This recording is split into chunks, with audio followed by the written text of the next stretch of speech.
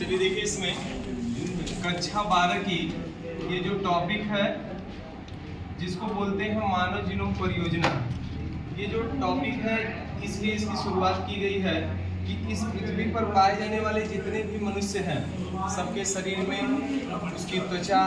उसका ब्लड, हड्डियां सब कुछ सेम है, पर एक मनुष्य दूसरे मनुष्य से भिन्न क्यों है, उस भिन्नता को जानने के लिए ये मानव जीनोम परियोजना को लागू किया गया। यह परियोजना सबसे पहले जो है कि संयुक्त राष्ट्र अमेरिका में इसको लागू किया गया। इससे यह अनुमान लगाया गया कि प्रत्येक मनुष्य जो है एक दूसरे से भिन्न क्यों है। जैसे देखिए यहाँ पे दिया है, एक मनुष्य है,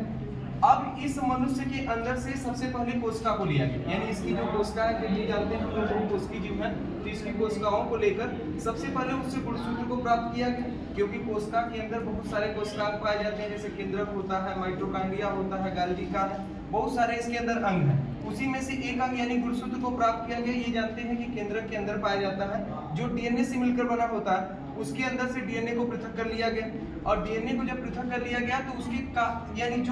यानी डबल हेलिक्स मॉडल है, जिसको क्रिक और वाटसन ने प्रस्तुत किया था। इस मॉडल में देखा गया कि कौन कौन से नाइट्रोजनस क्षार किससे जुड़े हुए हैं, और इस क्षार क्रम को कंप्यूटर के माध्यम से यानी कि इसके अनुक्रम को ज्ञात किया गया। तो यहाँ पे देखिए जैसे दिया है cytosine, adenine, thymine, guanine, cytosine, मतलब इस प्रकार का क्रम जब देखा गया तो किसी भी मनुष्य में एक समान नहीं था, और जब किसी भी मनुष्य में एक समान नहीं था तो इसी से निर्धारित कर लिया गया कि कोई भी व्यक्ति अगर दूसरा व्यक्ति अंगूठा लगाएगा तो उसका उससे मैच नहीं करेगा। इसलिए डीएनए जब टेस्टिंग की जाती है तो किसी भी व्यक्ति का जो है कि कोई भी चीजें को मैच नहीं करेगा।